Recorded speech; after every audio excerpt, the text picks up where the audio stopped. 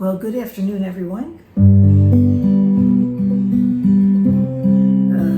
Sitting here playing a Coal Creek instrument made by Steve Fischer. I did a video on this if you're interested in the instrument. It is a handmade instrument. It just plays beautifully. It's a wonderful sounding guitar. Steve Fischer actually did all the designs for the PRS lines of acoustics. He uses a fan fret here, and it makes the guitars ring. Anyways, if you want to know more about it, check it out on my, just go back in my videos and find the Coal Creek line, and it tells you more about this particular beautiful instrument.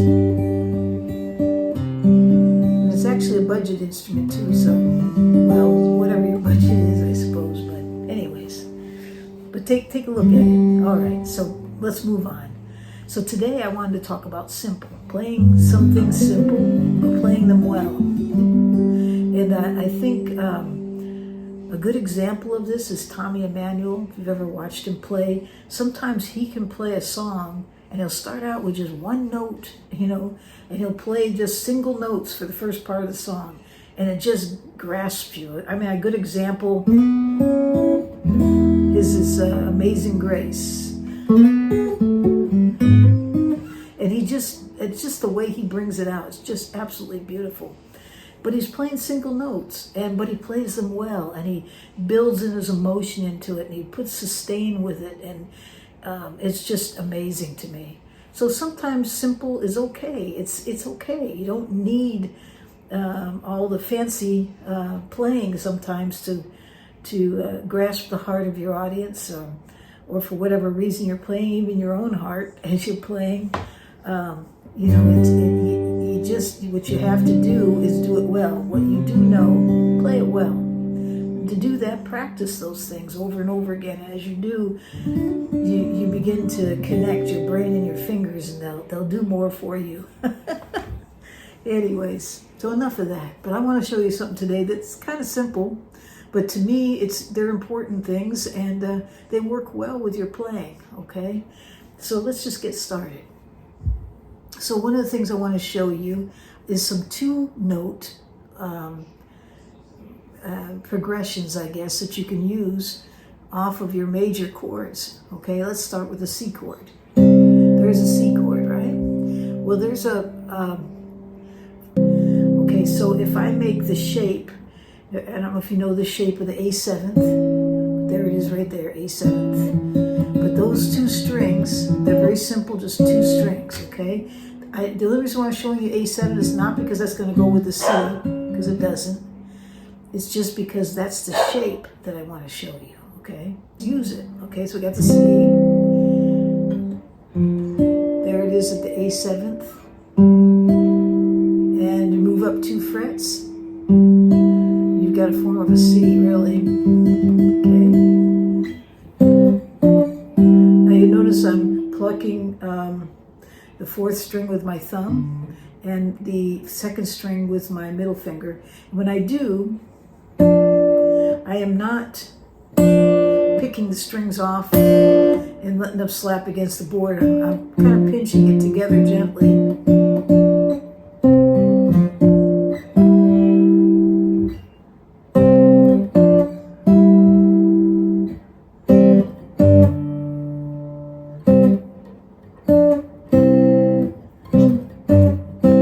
It sounds like a C, G, C, except you're doing it with 2 notes. Hear that? Okay. So we'll just throw one more in there. Just move up to the 6th fret using that A minor 7th. Okay, and you're using the A minor 7th shape right there at that. See that? Okay. All right.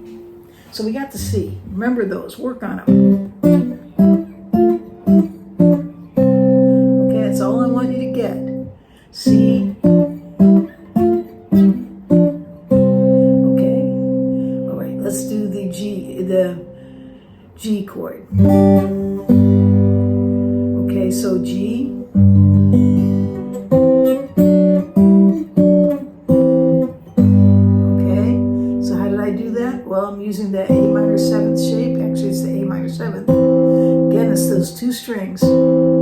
sliding up 2 frets, and then I'm going to use the A7th shape at the 5th fret.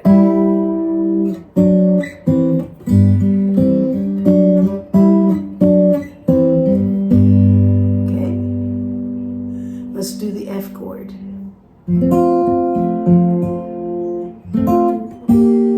Okay, so you're going to use the A7th shape, and you'll notice I'm using my middle finger on the 3rd fret.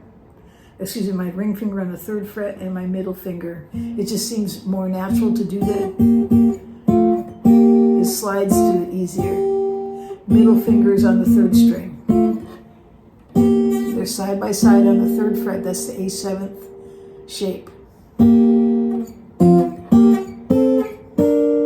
So it's F, 3rd fret, the A7th shape, 5th fret, the A7th shape, and then I'm going to slide up A minor 7th shape at the 6th fret, back to F. So far we have the C, we have the G,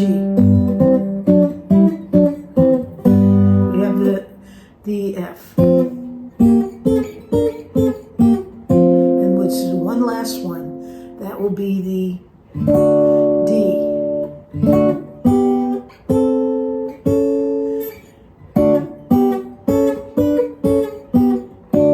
Okay, so that's D. Use the A minor 7th shape. At the 3rd fret is the pointer finger, slide up 2, and then use the,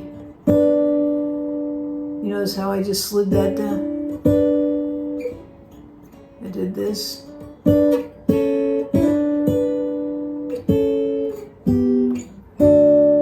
Okay, so far we have the C, we have the G, we have the F, we have the D. Okay, so practice those.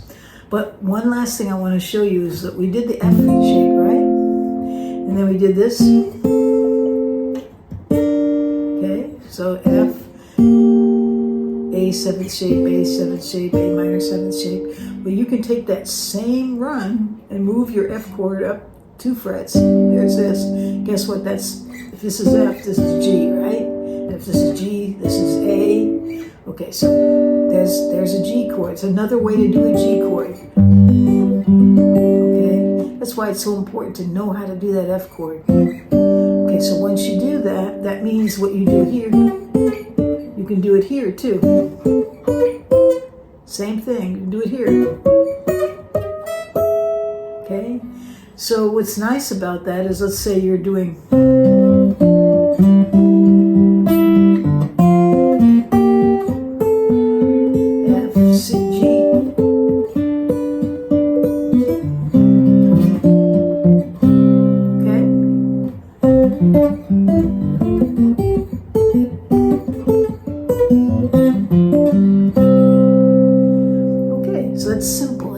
simple, but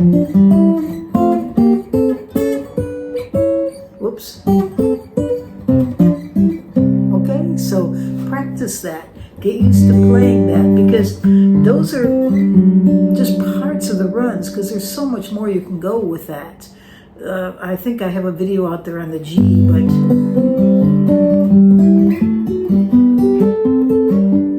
see how far up that goes? It's just using those 2 shapes. The same thing with the C chord.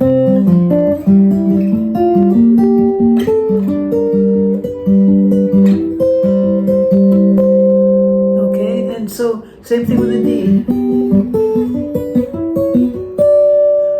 And so when you get used to those, you know, if you're playing in any of those tunes, when you know where you are on the fingerboard, the ideas you can come up with is really, they're endless.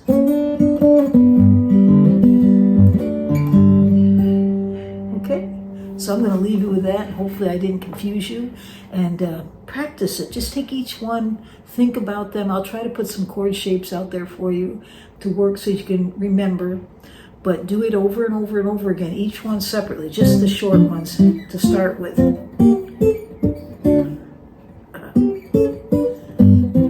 Just do the short ones to start with, and just keep doing that and all of a sudden it's going to connect with your brain.